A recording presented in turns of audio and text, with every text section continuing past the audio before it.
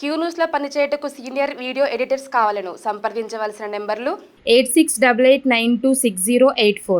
ఇక ప్రభుత్వం కూలుతుందన్న వాళ్ళు ఇప్పుడు ఎక్కడ? వాళ్ళు పడగొడతామంటే ఎమ్మెల్యేలు నిలబెడతామంటున్నారు. వాళ్ళ పార్టీలు ఎవరు? బీఆర్ఎస్ వాళ్ళు. తెలంగాణ అభివృద్ధి కోసమే కాంగ్రెస్లో చేరుతున్నారు. ఏ గూట్లో చేయి పెట్టినా అప్పుల కాగితాలే కనిపిస్తోంది. అయితే ప్రతి నెల వడ్డీలే 7,000 కోట్ల రూపాయలు చెల్లించాల్సి వస్తుంది. మహేశ్వరాన్ని మరో న్యూయార్క్ లాగా అభివృద్ధి చేస్తాం. చదువుల ద్వారా బలహీన వర్గాలు పాలకులుగా ఎదగాలి. ఇక స్థానిక సంస్థల ఎన్నికల్లో ప్రచారం చేయకపోతే ఎంపీలు ఎమ్మెల్యేలు ఉద్యోగాలు ఉండవు. హయత్ నగర్ వరకు మెట్రో రైలు విస్తరణ అని చెప్పేసి ముఖ్యమంత్రి రేవంత్ రెడ్డి చెప్తా ఉన్నాడు. గీత కార్మికులకు కాటమయ్యే రక్షణ కవచాలు నిన్న పంపిణీ చేసిండ్రు. నేటి నుంచే ఆన్లైన్లో CMRF సహాయం కోసం నేరుగా దరఖాస్తు చేసుకునే అవకాశం. 3 నిమిషాల్లో దరఖాస్తు సమర్పించే వీలు. ఆన్లైన్లో 4,000 ఆసుపత్రులు అందుబాటులోకి. లోతైన విచారణ తర్వాతే CMRF చెక్కులు. అయితే విషయం ఏంటంటే ఇప్పుడు ఇక్కడ CMRF అంటే ముఖ్యమంత్రి సహాయ నిధి ఉంటుంది కదా, అంటే సీఎం రిలీఫ్ ఫండ్. అయితే మనం ఏమైనా హాస్పిటల్లో పడితే పడిన తర్వాత బాగా బిల్లు అయితే ఆ బిల్లు అయిన తర్వాత ఆ బిల్లులో 30% 40% ప్రభుత్వం మళ్ళీ తిరిగి ఇచ్చేటువంటి కార్యక్రమం అనమాట. ఇది ముఖ్యమంత్రి సహాయ నిధి నుంచి ఇస్తారు.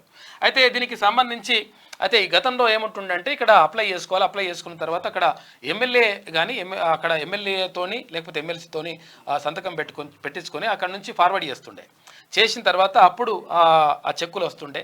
కాకపోతే ఇప్పుడు ఏంటంటే డైరెక్ట్గా ఆన్లైన్ అప్లై చేసుకోవచ్చు అంట. అప్లై చేసుకున్న తర్వాత వాటిని పూర్తిగా క్షుణ్ణంగా పరిశీలించిన తర్వాత వాటిని పరిష్కరించేస్తారని చెప్పేసి రాష్ట్ర ప్రభుత్వం చెప్తుంది. అనర్హ లబ్ధిదారుల నుంచి రికవరీలు వద్దు. అసెంబ్లీలో చర్చలు అయ్యాకే రికవరీ మార్గదర్శకాలు. ప్రభుత్వ పథకాల లబ్ధిదారులకు సంబంధించిన కలెక్టర్లకు CS ఆదేశాలు. అయితే అర్హులకు కాకుండా అనర్హులకు ఎవరికైతే ఇచ్చారో పుట్టలకు వెంచర్లకు ఇప్పుడు ఏంది ఇప్పుడు రైతు బంధు కానీ తర్వాత ఇక్కడ ఏది ఆసరా పింఛన్లు కానీ ఆసరా పింఛన్లు చచ్చిపోయిన వాళ్ళకు కూడా ఇచ్చిరట. 3,800 మందికి చచ్చిపోయిన వాళ్ళకు ఆసరా పింఛన్లు ఇచ్చినట్టుగా చూపించిరట. తర్వాత ఒక 5,000 మంది దాకా వాళ్ళకు డబుల్ అంట, అంటే 2 ఆసరా పింఛన్లు ఇట్లా అవి చేసిండ్రు. అవే కాకుండా ఇంకేం చేసిండ్రంటే రిటైర్ అయిన ఉంటారు కదా, ప్రభుత్వ ఉద్యోగులుగా రిటైర్ అయిన వాళ్ళకు కూడా ఈ ఆసరా పింఛన్లు ఇవన్నీ కూడా పంపిణీ చేసినటువంటి దుర్మార్గమైనటువంటి వ్యవస్థ ఉండే.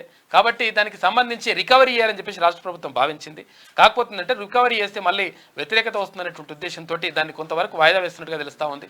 అందులో భాగంగానే కొంచెం టైం తీసుకున్న తర్వాత దీనిపైన దృష్టి పెడతారట. మీకు వార్తలు రాయడం విశ్లేషణ చేయడం వచ్చా? అన్యాయాన్ని ప్రశ్నించడం తెలుసా? ఇంకెందుకు ఆలస్యం? క్యూ న్యూస్ మిమ్మల్ని ఆహ్వానిస్తుంది.